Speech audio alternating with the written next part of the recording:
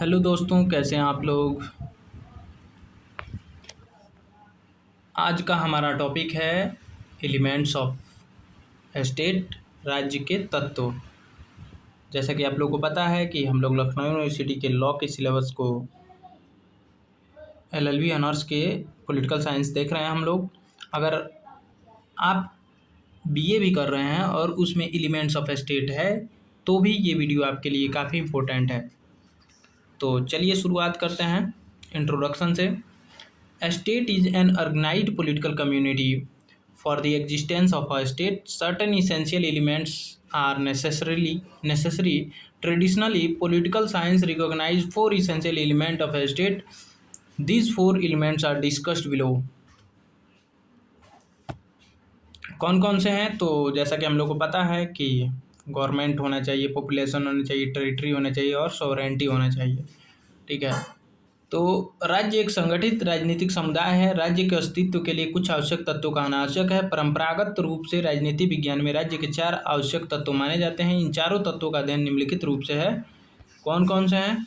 तो population, territory, government और sovereignty. ये चारों में से अगर कोई एक भी अगर नहीं है तो समझ लीजिए कि वो स्टेट के कैटेगरी में नहीं आएगा।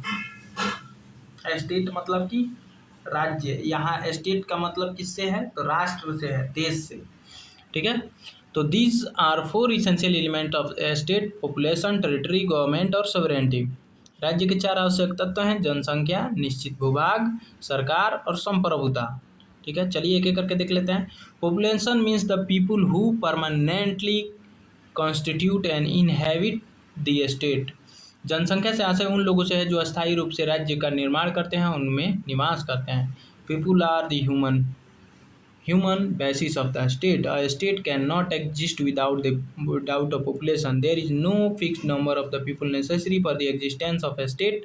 Population of a state may be large or small.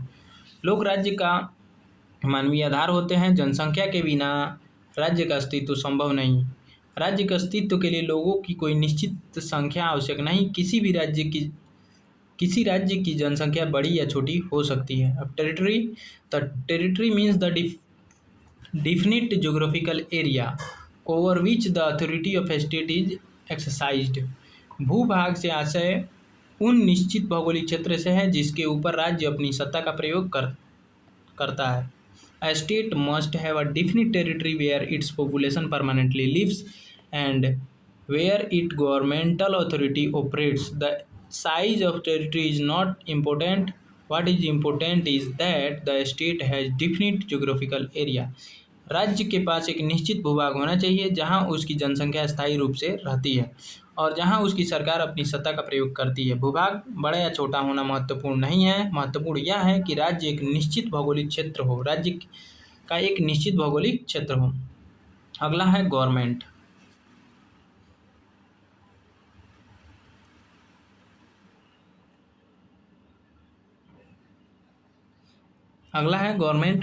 Government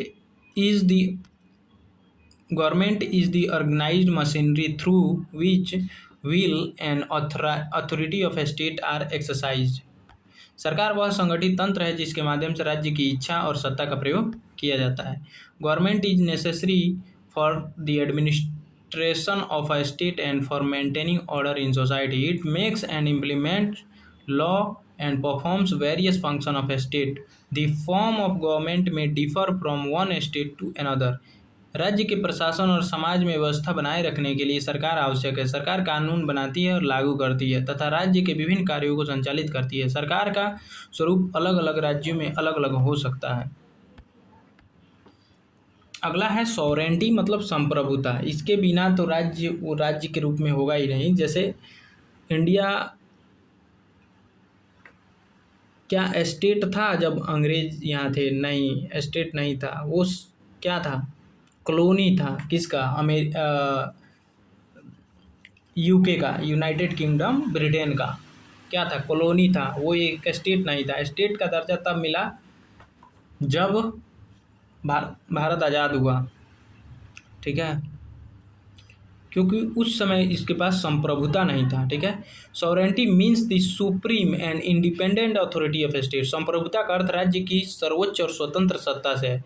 sovereignty means the state possesses the highest authority within its territory and it independent of external control. ठीक है। वो बाहरी कंट्रोल से क्या हो, इंडिपेंडेंट हो। It is the element that gives the state its distinguishing political character. संप्रभुता का अर्थ है कि राज्य अपने क्षेत्र के भीतर सर्वोच्च सत्ता रखता है और वह बाहरी नियंत्रण से स्वतंत्र होता है। यह वह तत्व है जो राज्य के एक विशिष्ट राजनीतिक स्वरूप प्रदान करता है। ठीक है। अब रिलेशनशिप देख लेते हैं। अमॉन्ग फोर एलिमेंट्स, चारों तत्वों का संबंध।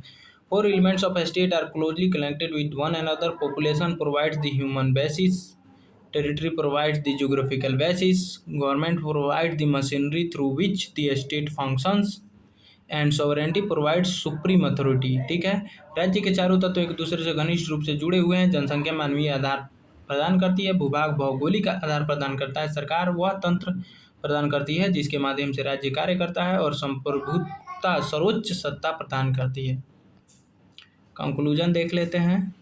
Thus, according to the traditional view, the state consists of four elements, essential elements: population, territory, government, and sovereignty.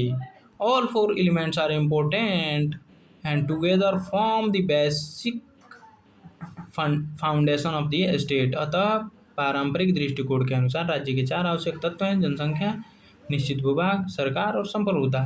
ये चारों तत्व महत्वपूर्ण हैं और मिलकर राज्य की मूल आधारशिला का निर्माण करते हैं।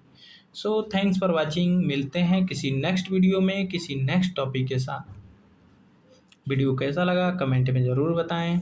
हम वीडियो नहीं, हम भी खुद पढ़ रहे हैं और आपको भी कंटेंट दे रहे हैं। मतलब कि ये आपको खुद पढ़ना है और समझना है। हम तो बस भाई बकबका के चले जाएंगे। पढ़ना तो खुद ही आपको है, याद तो आप ही को करना है, एग्ज़ाम आप ही को देना है, मुझे थोड़े ना देना है। ठीक है मेरे भाई, मेरे दोस्त, थैंक यू।